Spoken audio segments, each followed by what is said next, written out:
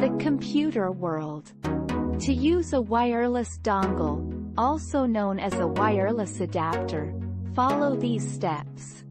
Insert the wireless dongle into an available USB port on your computer. Your computer should automatically detect the wireless dongle and install the necessary drivers. If it does not, you may need to download and install the drivers manually from the manufacturer's website. Once the drivers are installed, you can connect to a wireless network by clicking on the Wi-Fi icon in the system tray, Windows, or menu bar, Mac, and selecting the network you want to join.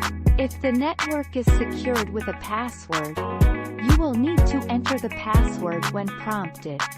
Once you have entered the password and connected to the network, you can start using the internet wirelessly. Some wireless dongles may also come with additional software that provides extra functionality, such as the ability to create a Wi-Fi hotspot or connect to Bluetooth devices.